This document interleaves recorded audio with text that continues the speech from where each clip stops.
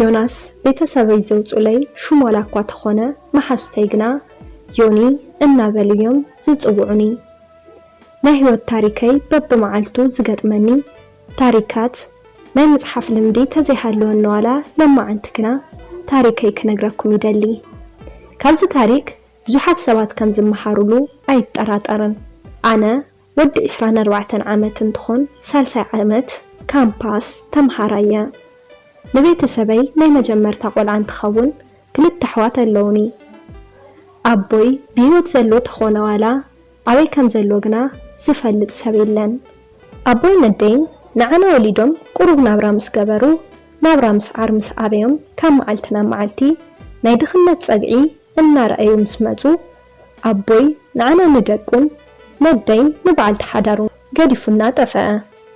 ንሱ ካብ ዝኸድ ብዙሕ ዓመታት ዝገበረ እንትኾን ኣደይ ንበይና ደኺምኒ ይኣኽለኒ ተይበለት ኣብ እንዳ ሰብ ተቆፂራ ኣዕብያትና ንዓይ እውን ኣምሂራትኒ ናብ ዩኒቨርሲቲ ከኣቱ ጌራትኒ ኣነ ተመሪቐ ስራሕ ሒዘ ነደይ ክኽሕሳ ቁሩብ ግዜዩ ተሪፉኒ ብህይወተይ ከሳኽኦ ዝደልዮ ነገር ተመሪቐ ነደይ ክኽሕሳ እየ ዝደሊ ሕዚ ግና ከሳኽኦ ዝደሊ ነገር ሓደ ነገር ኣሎ ንኣደዳይ ናይ ባዕለይ ምግባር እወ ንኣደዳይ ኣደዳይ ኣብ ኣነ ዘለኽዎ ዩኒቨርሲቲ ትመሃር እንትትኮን ናይ ሜዲሲን ተምሃሪት እያ ንመጀመርታ ግዜ ዝረኣኽዋ ኣብ ላይብራሪ እዩ ከም ጽባሕ ፈተና ስለ ዝነበረና ኣብ ውሽጢ ላይብራሪ ንነዊሕ ሰዓት እየ ዘንብብ ነይረ ብጣዕሚ ደኽሙኒ ነይሩ ሕቆይ ከነቃቕሕ ቅንዕ ኢለ ክወጣጠር ተለኹ ንሳ ካብ በሪ እንዳኣተወት ዓይኒ ንዓይኒ ተገጣጢምና ብጣዕሚ ስለ ዝሰንበድኩ ይወጣጠር መንባረይ ረሲዐ ክልተ ኢደይ ናብ ላዕሊ ኣጣሚረ ምስ ሰቐልኩወን ተወረድኩወን ደሪቐ ተሪፈ ንሳ ተንብቦ መጽሓፍ መሪፃ ክሳብ ትምለስ ኣነ ፈዚዘ ከምዚ ዝብል ጽባቐ ካብ ዝፍጠር ምርኣየ ይጠራጠር እየ ተንብቦ መጽሓፍ ሒዛ መፅያ ኣብ ቅድመይ ከፍ ምባላ ከም ድሌተይ ክሪኣ ተመቻችለዩ ንሳ ድሕሪ ምምፃ ትዘንብቦ ዝነበርኩ መጽሓፍ ምንባብ ኣቋሪፀ ንኣኣ ብምርኣይ ብዙሕ ደቃይቕ ኣባኺነ ሓደ ሰለስተ ግዜ ዓይኒ ንዓይኒ ተገጣጢምና ብዝተረኣኣና ቁፅሪ ህርመት ልበይ ይውስኽ ይስንብድ ንሳ ግና ምንም ዝመስላ ኣይትመስልን ዓይኒ ንዓይኒ ድሕሪ ምግጥጣምና ደቢርዋ ግዲ ተንብቦ ነበረት መጽሓፍ መሊሳ ካብቲ ላይብራሪ ወፅያ ኣነ እውን ምንባበይ ገዲፈ ካብ ላይብራሪ ወፅየ ተኸቲለያ ኸይደ ከዛርባ ተደለኹ ዋላ ከምኡ ናይ ምግባር ድፍረት ግና ኣይነበረንን 5 ደቃይቕ ብድሕሪታ ድሕሪ ምክትታለይ ኣብ ናይ ኣጓለት ዶርም በፂሓ እቲ ፎቕ ምውፃእ ምስ ጀመረት ብዘለኽዎ ጠጠው ኢለ ተኣትዎ ክፍሊ ሪአ ናብ ዶርመይ ተመሊሰ ድሕሪታ መዓልቲ ስለ ንሳ ምሕሳብ ኣይቋረፅኩን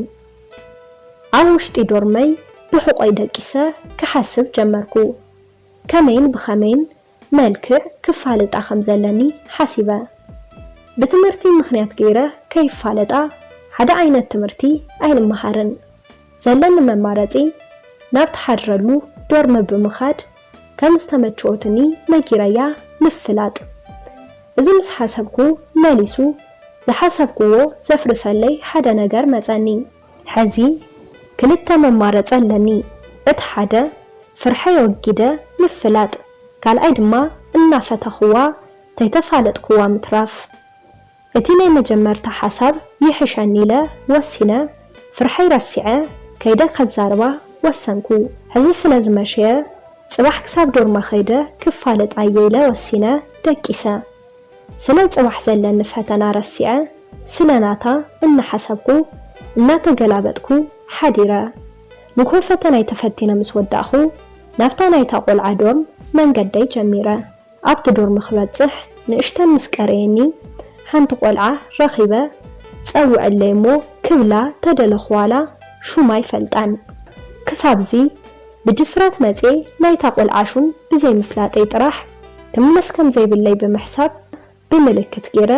ትዶርማ እናርኣኹ ኣብኡ ዘላ ከምዚ ዝበለት ቆልዓ ፀውዕለይ ክብል ጠይቀያ ንኣደዳይ ዲኻ ኢላ ክትፅውዐለይ ናብ ዶርማ ኣምርሐት ፀዊዓትለይ ምስ ተመለሰት ኣደዳይ እውን ብድሕሪታ እናተኸተለታ መፀት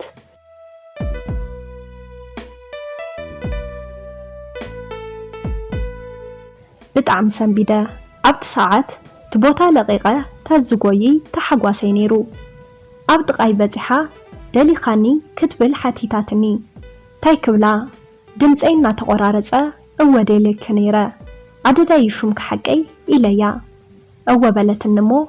ንፋለጥ ዮናስ ይበሃል ኢለ ኢደይ ዘርጋሕኩላ ንሳ እውን ሰላም ድሕሪ መዋላ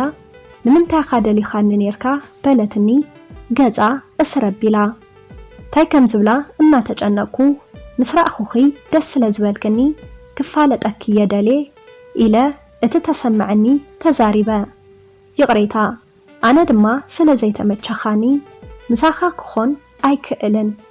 ሓፂርን ቁርፂ መልስን ተዛሪባ ጠጠው ብዝበልክዎ ቦታ ገዲፋት እናኸደት ኣነ እውን ጠጠው ብዝበልክዎ ከም ሓወልቲ ደሪቐ ተሪፈ